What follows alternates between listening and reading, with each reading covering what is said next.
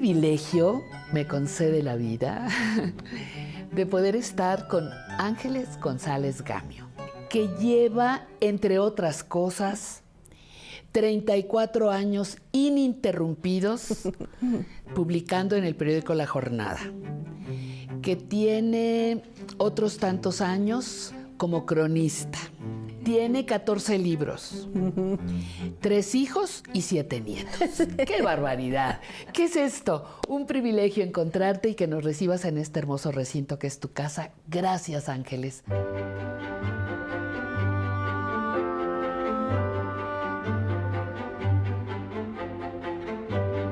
En este momento de tu vida, ¿cómo te sientes? Fíjate, Pati, que ayer hablaba yo con un hijo mío y le dije, qué buena etapa estoy de mi vida, hijo mío. No me pienses mal, porque ¿sabes qué? Me cuentan las historias de sus hijos, los problemas, y me muero de la risa porque me acuerdo cuando yo pasé por eso, superada.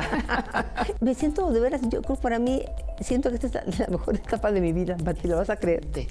Porque mira, tengo la fortuna que tengo salud, pero puedo seguir activa, haciendo lo que me gusta y con una relación familiar riquísima, muy buena, afortunadamente, que también gozo mucho, mucho, mucho. Entonces, como que es una vida muy completa, que ya por fin ya no tengo otro tipo de inquietudes que tienes de joven, que tienes que probar cosas o que tienes que... No, ya todo lo hago nada más por placer.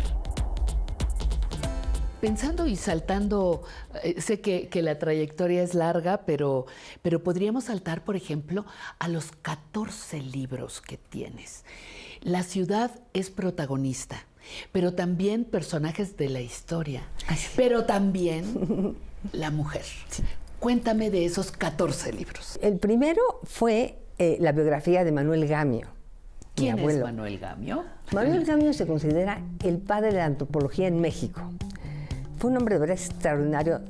Te voy a dar nada más un par de detalles sobre él. Uno es que fue, pues, se conoce como el descubridor del Templo Mayor, porque él, estoy hablando de 1914, se afirmaba que la catedral estaba encima del Templo Mayor, o sea que el Templo Mayor estaba debajo de la catedral, porque así se acostumbraba, no siempre hacían la catedral sobre el templo más importante, la pirámide más importante, pero aquí resulta que era tan enorme el Templo Mayor que se hubieran tardado muchos años de destruirlo lo suficiente después de la conquista para hacer la catedral, por eso lo hicieron a un lado. Pero entonces hubo una excavación y él trabajaba entonces en la inspección de monumentos arqueológicos, que digamos fue el antecedente de Lina. Y entonces él había dicho que cuando se hiciera cualquier excavación en el centro le avisaban, porque él sabía que debajo del centro histórico de la Ciudad de México está Tenochtitlan. Entonces le avisaron que había una excavación, fue y descubrió una gran cabeza de serpiente, una escalinata, una alfarda y una banca labrada con guerreros, fíjate. Dijo, pues esto es el Templo Mayor. Y cuando lo dijo, le dijeron, no, joven Gamio, eso no puede ser. No, y el Boston no enseñó por qué lo estaba afirmando. Dijeron, pues sí, es verdad. Entonces dejaron un pequeño museo de sitio muchos años, ahí en la esquina de lo que hoy es Justo Sierra, de Argentina. A raíz de ese hallazgo del Templo Mayor, Manuel Gamio, con el arquitecto Marquina, diseñó una gran maqueta, que ahora podemos ver afuera, describió cómo era ese centro ceremonial que tenía, se habla de 47, no es de 47, otros 74 templos, entre el Zompantli, entre ya sabes, el Calmec, todo eso. Y cuando Matos empieza a hacer todas las excavaciones, dice, es que es increíble la visión de Gamio, porque todo lo he venido encontrando casi en los lugares que Manuel Gamio decía. Por eso la plaza que está enfrente del Templo Mayor se llama Plaza Manuel Gamio. Pero aparte, pues lo más importante, yo lo conocí como abuelo, y era un abuelo cariñoso, con un sentido de humor maravilloso, muy cariñoso, que te contaba historias que pasaban en las pirámides y en la selva, que ya me viene enterada de grande cuando empecé a leer que eran las cosas que él había vivido cuando hizo excavaciones en muchas partes de México, ¿no?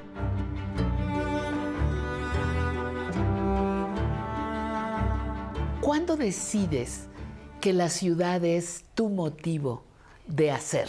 Lo que sí me quedó muy claro a raíz de que me recibí y trabajé como abogada, que no me gustaba nada esa carrera, nada. Dice, ¿pero qué hice? ¿Qué hice? Pero un día me invitan a trabajar en el Consejo del Centro Histórico, en un palacio hermosísimo, el Palacio del Conde de Soto, donde está el archivo histórico de la ciudad, en la calle de Donceles, esquina con Chile, y entonces hacer libros sobre la ciudad. Y entonces ahí pues, estaba en un palacio trabajando y haciendo libros de la ciudad. No, dije, pues esto es lo mío totalmente. Pero entonces el centro, fíjate, estaba lleno de ambulantes, estaba hecho un desastre, porque todavía existían las rentas congeladas. Pero en ese momento empezó, fíjate, el primer proyecto ya en serio para restaurar el centro histórico, para rescatarlo, como decían, que fue en la época de Manuel Camacho, que era regente de la ciudad. Entonces, lo primero que hizo fue quitar el decreto de rentas congeladas. Y así se empezó a transformar el centro. Ya se cuenta que se volvió el centro de Roma. Te juro que no exagero, más bonito. Pero la gente ya no iba al centro, porque como se habían quedado con esa idea, y luego que María Félix ya lo platicó 20 veces, en una entrevista con Jacobo Zabludowski, cuando le preguntó que se iba al centro, dijo, ay no, porque huele a pipí, esto es un asco. Orines, orines. Ahí el último emperador azteca entregó su puñal, ahí se desarrolló la colonia. Sí, pero ahora se hace pipí la gente ahí. Ahora lo han tomado como un excusado público. Y ahora es un basurero. Bueno, la gente no iba. Y por eso empecé a escribir las crónicas, fíjate. Porque querías que viéramos diferente la ciudad. Sí, que la gente supiera que ya era otro el centro y que las maravillas que tenía. Entonces pues, empecé a escribir de la arquitectura que tenía, de sus plazas. Pero como quería que la gente fuera a pasear, siempre los mandaba yo, recomendaba yo algún lugar para comer o desayunar, que pudiera ser un restaurante, una cantina, una pulguería, que quedara cerca, para que sean como paseos. Y eso, pues eso empezó hace... Bueno, en realidad 36 años, porque primero empecé en 1 más 1, 2 años, 91, 92, y luego me invitó Carlos Payán a irme a la jornada, y ya desde 1992 hasta ahora, ininterrumpidamente, he estado en la jornada. Cada domingo pueden leer de algún lugar de la ciudad y con su restaurancito junto. El surgimiento hace miles de años de una cadena de volcanes y altas montañas dio lugar a la creación de una prodigiosa cuenca que alojó en su seno 5 lagos, que dieron vida a pueblos, barrios, villas y ciudades. Todas las maravillas que guarda esta ciudad, que las mostré, gran parte de ellas, en los programas que hice para Canal 11, Crónicas y Relatos de México, gracias a los cronistas, porque dirigí 13 años el Consejo de la Crónica. Y, bueno, descubrí cosas maravillosas en Iztapalapa, en Tláhuac, en Xochimilco, en Mixcoac, en Azcapotzalco. Dije porque en realidad esta es una ciudad de ciudades, porque esos lugares ya eran ciudades muy importantes desde antes de Tenochtitlan, porque los primeros pueblos que llegaron a la Cuenca de México en el siglo X fueron los xochimilcas.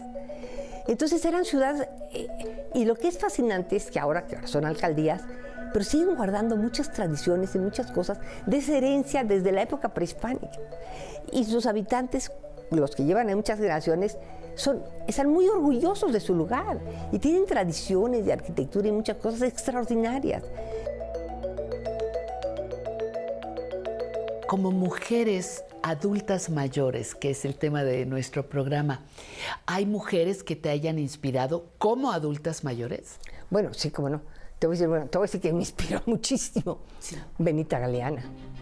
Benita Galeana, que fue una luchadora. Benita Galeana estuvo como 34 veces en la cárcel. Sí. Era comunista. Fue una mujer que nunca se dejó vencer. Aparte, bellísima, como ves, una guerrerense, muy guapa. Y yo la conocía de muy viejita. Se murió al poco tiempo, ¿no? Cuando la entrevisté. Y seguía teniendo unas agallas.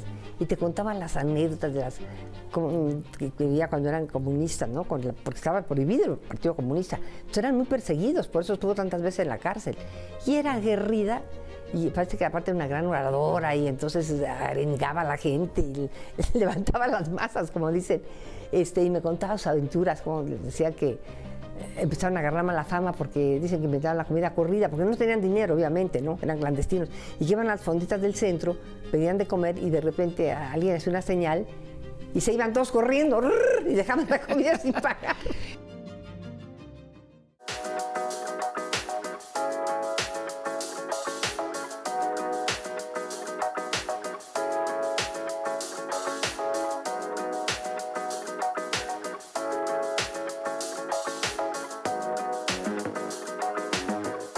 ¿Qué sigue en tu quehacer? En proyectos, yo tengo ahí proyectado, bueno, quiero sacar otro libro de crónicas de las más recientes, porque ya hace como 3 años, 4 que no he sacado uno. Y han surgido muchas cosas nuevas en la ciudad en estos años, entre otros museos, ¿no? Como el Museo Caluz y muchos museos. Han pasado muchas cosas en la ciudad, porque esta es una ciudad muy dinámico, ¿no? Vivo. Hace poco por uno estuve en Xochimilco, precisamente, que rehabilitaron este parque ecológico que quedó sensacional. Entonces, muchas cosas que quiero dejar la constancia en un librito para que la gente las pueda tener siempre como memoria. Y tengo planeada una novelita ahí que estoy ya trabajando sobre Felipe Ángeles. Ah, ok. Pero no de una novela hablando del hombre. Entonces quiero hacer algo como lo que hice de Leona y de esa Josefa.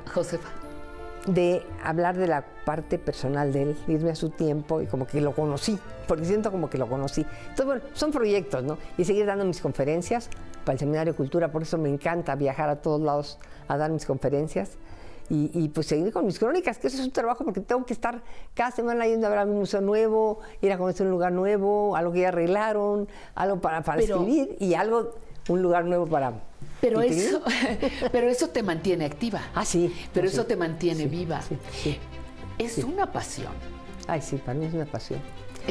No es una actividad más del día, es tu pasión, es tu razón de ser. Sí, completamente que sí. Sí, tengo la fortuna de hacer algo que me gusta mucho.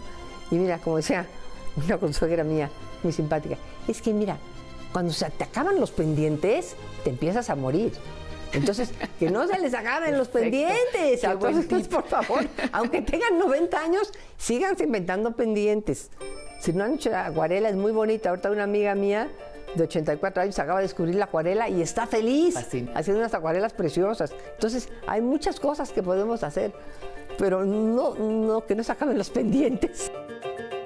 Cuando se entra en el periodo de la vejez, ¿cómo recibiste tu entrada a ese periodo y cómo lo vives hoy, ya como conclusión? Sí. Mira, yo tenía mucho miedo cuando yo cumplí 70, que ya los pasé hace rato. Pues, híjole, ¿cómo va a cambiar mi vida? Y yo me di cuenta que pues no cambiaba gran cosa. Sí, tenía más arruguitas y esa cosa, ¿no? Y tenía ese miedo, ¿no? Pero luego le fui viendo las ventajas. Mira, una cosa que sí les quiero decir que sí para mí ha sido fundamental, el ejercicio. Toda la vida he hecho ejercicio. Camino como loca, todos los días voy al gimnasio, no lo crean. Hago ahí mi ejercicio y me regreso caminando. Porque sabes que eso te da salud. Te da huesos fuertes para que no se rompa uno esto y lo otro. Yo tengo mis caídas, fuertísimas, pero no me he roto nada. Entonces lo primero que tenemos que cuidar es la salud. Es como vive, tiene mucho que ver cómo vive uno la vida, ¿no? Pues no hay que tenerle miedo, porque cada etapa te va dando algo. Siempre y cuando no te vayas a quedar aplastado en tu sillón, no, eso es lo que no se vale. Moverse. Aunque sea para darle vueltas al parque, 1 hora, pero se las das. Y inventar cosas nuevas siempre es muy importante. Yo creo que el movimiento te hace... Una va a un centro con viejitos y entonces coquetea con los viejitos, es chistosísimo, se maquilla toda y todo, y está aprendiendo ajedrez. Le digo, pues qué maravilla, oye. Dice, no te creas, tengo mis pretendientes. Ay, pues claro que sí. Bueno. Por supuesto que sí. Y los hijos, ay, mamá, déjenla, qué bueno, ¿por qué creen que no tiene su corazoncito? Los viejitos también tienen nuestro corazoncito.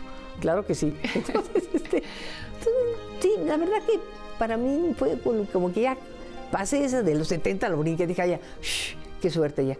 Ya de ahí en adelante todo ha ido ya así como... Todo es ganancia. Ya los 70, ya no le sigo porque se van a caer muertos cuando sepan mi provecta edad, pero ya digo, no es la tercera, es la cuarta, pero aquí sigo.